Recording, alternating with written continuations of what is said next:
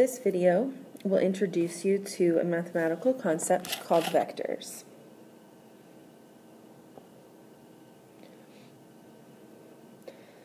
Where vectors come up is with the fact that not all quantities that we deal with can be represented by a single real number. For example, force and velocity involve both a magnitude and direction, and therefore cannot be completely characterized by a single real number. So to represent things such as this, we can use what's called a directed line segment. For example, PQ. Oh, sorry, hold on a second. For example, PQ is a directed line segment. And we write it with the P, capital Q. P goes first because that's where the directed line segment starts. Q is where it ends. Notice that the line has an arrow on the end, kind of like a ray. This P is the initial point. This is where the directed line segment begins. And Q is the terminal point, or where the directed line segment ends. The magnitude of the directed line segment PQ is its length.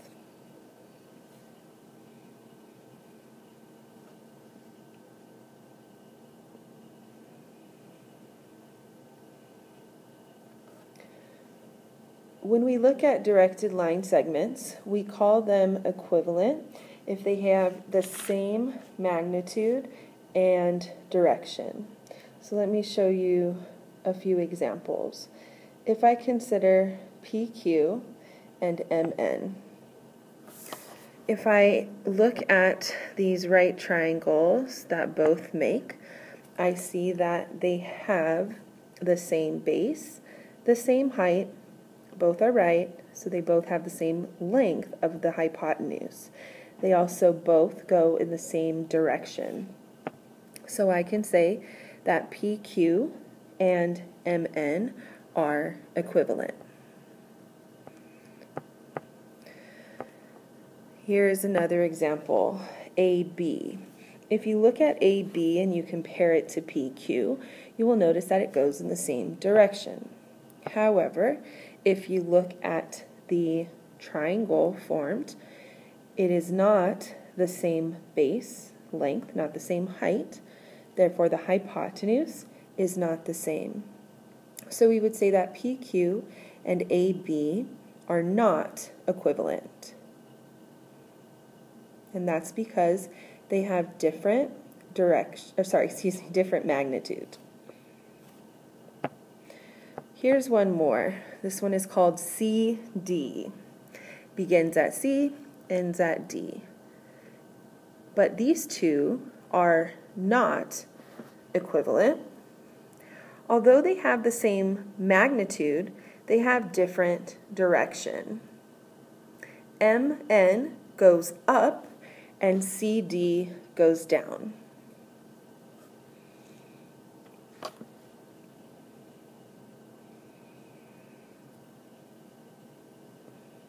When we look at the set of all directed line segments that are equivalent to a given line segment PQ, that is called a vector V in the plane.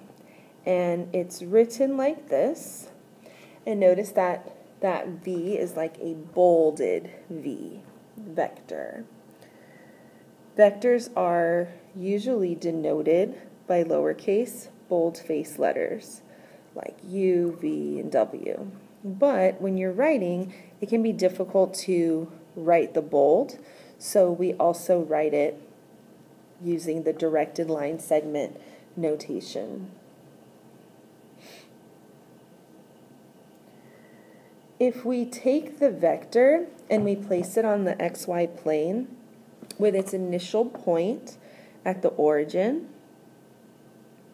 then we say that the vector is in standard position. So if you look at the vector I just drew, the initial point is at the origin, and then it ends in the first quadrant. So we can write this vector in something called component form. And so if that point where it ends, the terminal point, is v1 comma v2, then I can write vector v as v1 comma v2 with the brackets that are pointy. So we'll call them pointy brackets. You can think of it as the first is telling you how the vector is moving from left to right. Is it going positive? Negative. Positive would mean right, it's moving right. Negative would mean it's moving left. The second one would tell you the up-down movement. Is it going up? Is it going down? Be very careful. This looks very similar to a point. So v1 comma v2 with regular parentheses is a point. However, v1, v2 with the sharp brackets or the pointy brackets is a vector.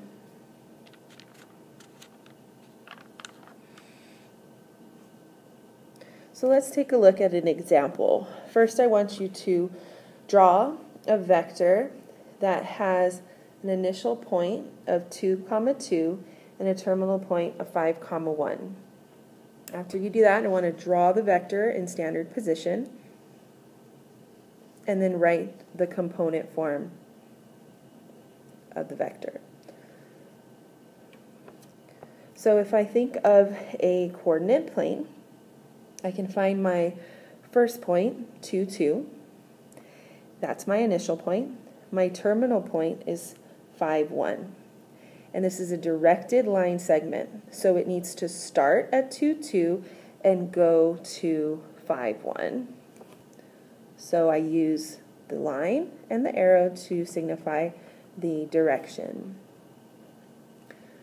To put this in standard position, notice that the vector v, the green vector, went down 1 and to the right 3. So when I draw the vector in standard position, I start at the origin and then I go down 1 and over positive 3. So you'll see that this orange vector is still vector v, it's just vector v in standard position. If I wanted to write this in component form, I would look at the terminal point. The terminal point, as I wrote in blue, is 3, -1. So vector v is equal to, and I would use the brackets, the pointy brackets, 3, -1 to signify that those are the components of a vector, not a point. Notice on the graph, it is in parentheses. That is a point in the xy plane. However, when I write it with the brackets, it's signifying the vector. In general, we can find the component form of a vector without actually having to graph.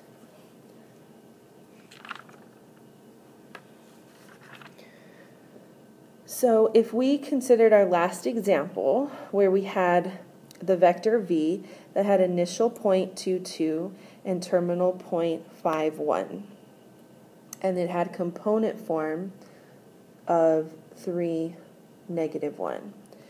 Notice if you look at the first terms of the terminal point and the initial point, if you take 5 minus 2 and then do the same thing for the second component, 1 minus 2, you get the 3 and the -1 that was in the component form.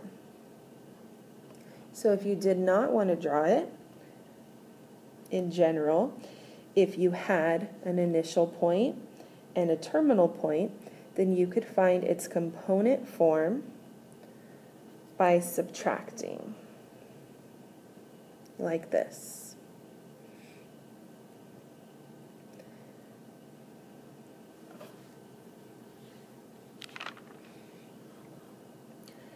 Now that we're getting comfortable organizing vectors, putting them on the plane, and talking about them in component form, let's take a look at the magnitude. Remember that the magnitude of the vector is its length.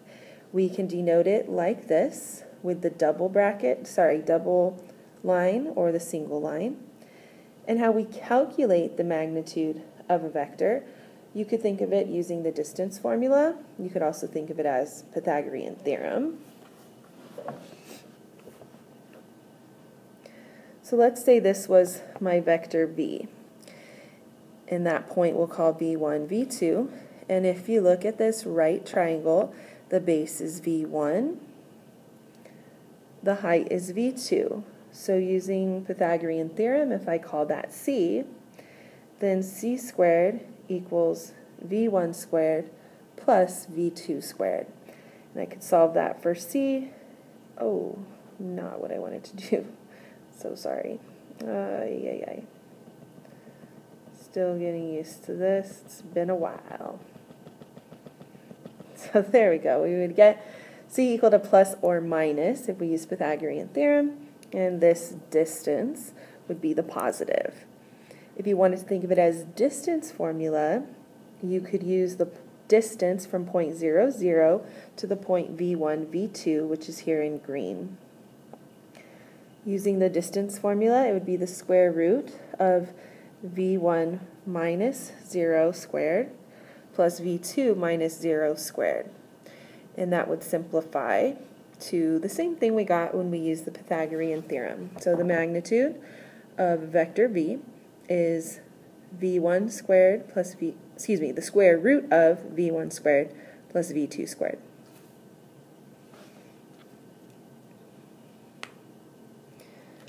Let's try an example. Let's find the magnitude of the vector from our last example. So remember that vector v was 3, -1. That was the component form of the vector. So I could find its magnitude using the formula square root of v1 squared plus v2 squared. So that would be 3 squared plus -1 squared, which would be 10. If you wanted to see it visually, there would be your vector in standard position. And if you see that little triangle there, that has a side of 3, this has a side of 1, giving you a hypotenuse of radical 10. Another example here. Let's find the component form and the magnitude of the vector from 2, -4 to 5, 7. So if I'm using the formula, then I'm looking at the first components, and I'm taking the terminal component and subtracting the initial. So I'm getting 5 minus 2. If I look at the next, I'm going to take 7 and minus a -4. And then I simplify, and I get 3, 11. So that is the component form of this vector. I can find the magnitude using the formula. So I need the square root. I have to take my component form, 3 squared, add that with 11 squared. So that's 9 plus 121 in the radical, giving me 130 in the radical. I check if I can simplify that at all. I can't, so I'm going to leave it as the square root of 130. If you want to see this visually, we'll go by 2's in this graph. So there is the initial point and the terminal point, and there's the vector. Imagine this in standard position, and that would be right here. So notice that the terminal point in standard position lies on the point 3, 11. And if you were to draw a right triangle and find the length of the hypotenuse, it would be the square root of 130.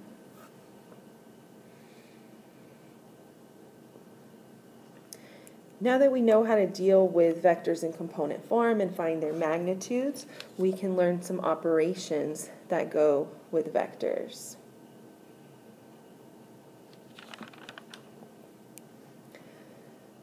So the first operation that we're going to learn is called scalar multiplication. A scalar is just a number without direction or magnitude. It's kind of like a similar idea to a constant. It's just a number. So if this was vector v, and I'm on this kind of dotted paper so that you can see the length, if I wanted to find half of v, I could draw a line that goes in the same direction, but the length is only half of v. So that purple vector would be 1/2 of vector v. Similarly, if I wanted 2 times the vector, there to there would be 1 vector, but I want to go 2 vectors. Add my arrow. That vector is 2 times vector v. If we want to deal with a negative,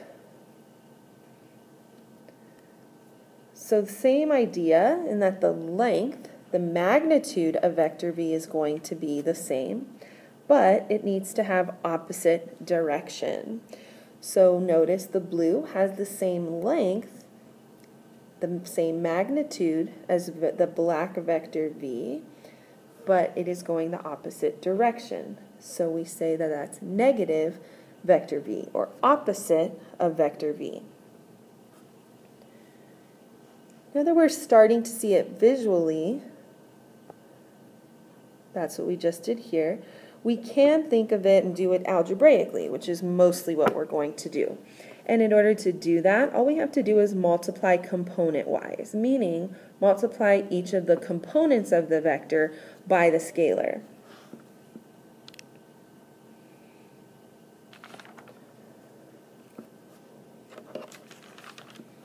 So for example, if I give you a vector that is 5, 3, and I ask you for 2 times the vector and also negative of the vector, or opposite of the vector. So 2 times the vector would be 2 times 5, 3. So I will take that 2, multiply it by 5, the first component, and then take that 2, multiply it by the second component of 3, and I get the vector 10, 6. So that is the vector 2v. If I wanted to find negative v,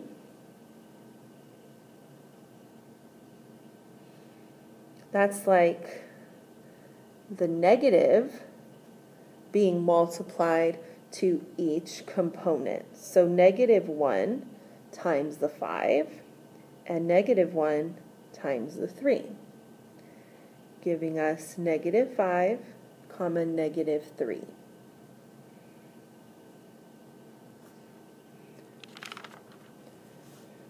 Scalar multiplication is not the only thing we can do with vectors. Another is vector addition. When we look at vector addition, similar to scalar multiplication, to add vectors, we just add component-wise, meaning we're going to add the components, the 2 first components and the second component. So if we had a general vector u, u1, u2, and a general vector v, v1, v2, then vector u plus vector v, we would take the 2 first components, u1 and v1, and add those together. And then we would take the second components, u2 and v2, and add those together. This vector that we get as the answer is called the resultant.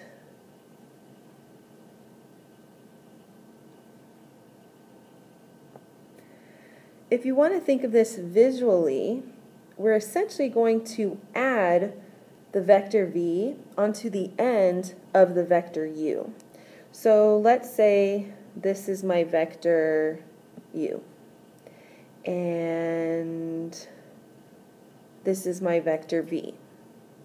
Then if I want to find visually the vector u plus v, I would start with the vector u, and to the end of u, I would put vector v. So starting from the same initial point that I started with u, but ending there, I would get the vector u plus v, or the resultant. And that's the green vector you see.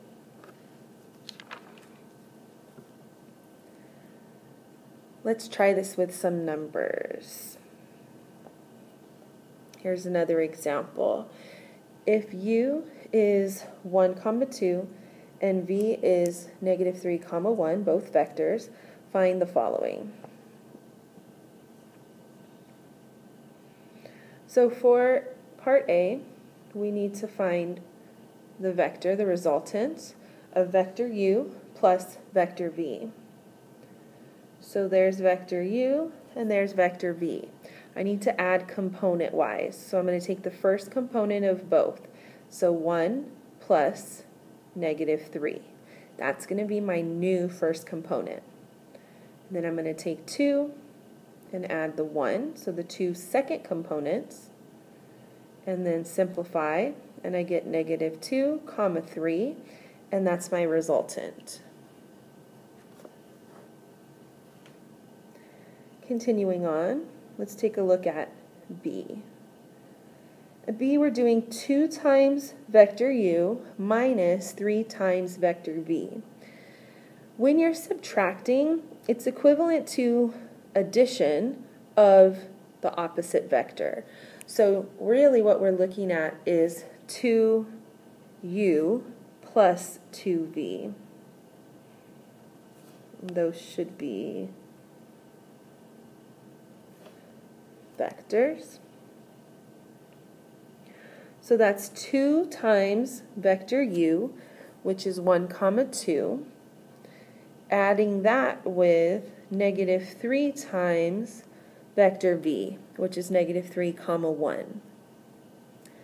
I multiply component-wise. So 2 multiplies to 1 and to 2, and I get 2, 4. And then -3 multiplies to both components, giving me 9, -3.